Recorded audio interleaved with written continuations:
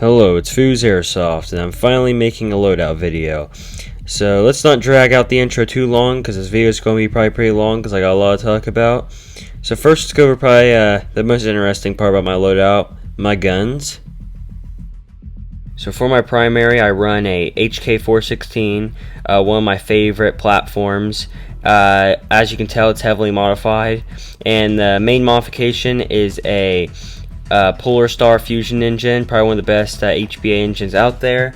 And then I run a EOTech EXPS 3 for sighting, probably one of the coolest looking sights ever since it was in Call of Duty. I always like the look of them. And then for like grips and backup sights, I run Magpul. They are a little pricey for Airsoft, but they're pretty nice. And stock, I do run the just stock HK416 stock. I really like it. I haven't had any problems with it. Then I run a replica PEC box for flashlight and laser. I don't really use laser that much for Airsoft because it's not really necessary. And then for the suppressor, it's just a generic suppressor I got with the body. It's not very, I don't know the brand. I run an EMG Max hop up, the blue one. It's a good hop up. It even holds the BBs in there after you're done.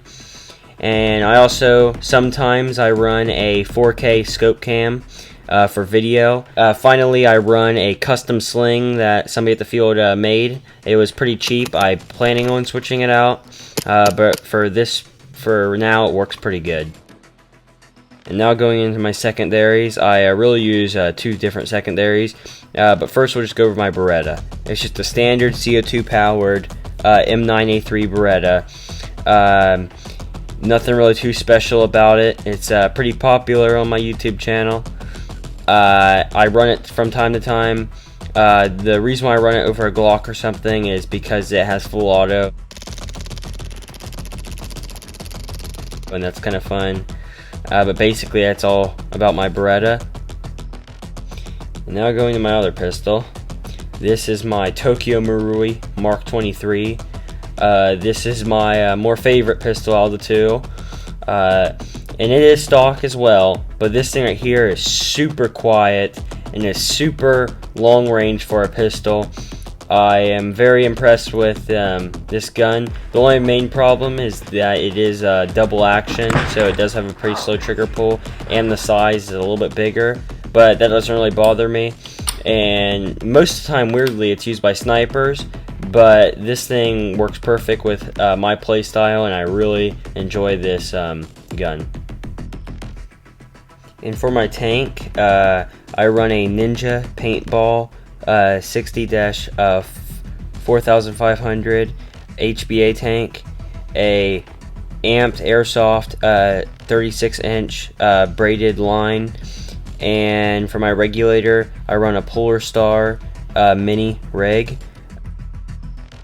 So now let's get into my gear, and we'll start with the uniform. So I run a AOR2 replica Gen 3 combat uniform. It's a pretty nice uniform, and it's waterproof. Right now, AOR2 is kind of my thing. I do really like the camo, and it's pretty effective. But I'll wear woodland, I'll wear multicam. I'll wear any camo. I really like camouflage patterns. I like how they're affordable, and they can change the complete look of your uniform. And I also run knee pads, the built-in ones, because knee pads are very important. And my gloves are 511 combat gloves. They're pretty lightweight, and I can even use touchscreen on my phone. And most importantly, they're pretty comfortable, and they protect my hands from BB hits. And my boots are just some Rocky boots I got locally at my local boot store, and they are pretty comfortable. I haven't had that many issues with them. They've lasted me pretty well. I've had them for a little over a year now. I have been planning on replacing them, but they're pretty nice boots. Now going into one of the most important pieces of kit on my loadout. is my plate carrier. So I run a LBX Armistice 2 4020 plate carrier, very comfortable plate carrier, and I just run the stock triple mag pouch it comes with. And then in front of that, I got the triple Blue Force Gear mag pouch, really quick for taking out mags. And then under there, I got a replica Halo Strategic Dangler, the small version. It's really nice for holding anti-fog, my barrel bag, stuff like that. And then around the side, I got the Krydex radio pouch for my Baofeng UV5R, which I have hooked to a PTT. And I got the extended battery pack on it. And then inside my plate carrier, I just got some foam sappy plates. They're foam because it's airsoft, obviously, and plate carriers without plates kind of stink. Around back, I just got a mini map. It's perfect for fitting an HBA tank, which is what I use. The only problem is the reg sticks a little bit out at the top, and I just get a little D-ring, clip it, and it's good to go. Now going to one of my favorite parts of my kit, my helmet.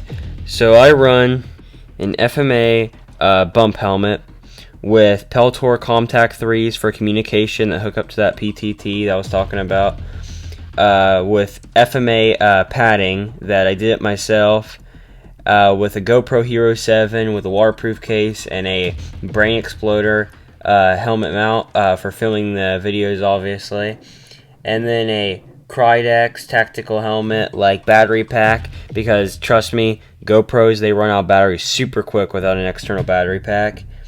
And then I have a custom mesh mask that I did myself because I hate those big bulky mesh masks, but I also want to keep my teeth because teeth are expensive. And Valken Airsoft glasses. I just go from eye protection to eye protection, and I've kind of settled on the Valken glasses. And that's basically my helmet setup. Now going down to my Battlebelt, another really important piece of kit. I run a Krydex Velcro Battlebelt. It's pretty nice because it has the Velcro liner, so it doesn't slip or anything. And it's pretty slim, and it was pretty affordable. And then going around to the side, I got two Krydex 9mm mag pouches. They say 9mm, but really they can hold like any mags for pistols. They're pretty quick for reloading my handgun, and I only really need 2 mags for my handgun. I don't really use it that much. And then going farther back, I have a single rifle mag pouch, which I just use for quick reloads with my rifle, because it's pretty quick. It's way quicker grabbing it off your waist than grabbing it off your chest in high stress situations. Yeah, airsoft high stress. And then going back even farther, I got my dump pouch for all, obvious. It's a Condor one, and it's just for throwing empty mags that I don't need, and it holds a decent amount. It holds, in my experience, around eight rifle mags before it overfills. Going back to my pistols, the holsters I run. So for my Beretta, I run a generic Amazon brand M9 holster. I cannot remember the brand, but it's still pretty quick for grabbing my pistol. When I have to sling my rifle for the close quarter situations. Then for my Mark 23, I use a DTD quick holster. I got off Novridge, which I'm not a big fan of Novridge, but that's the only place I could find them. And it's also pretty quick.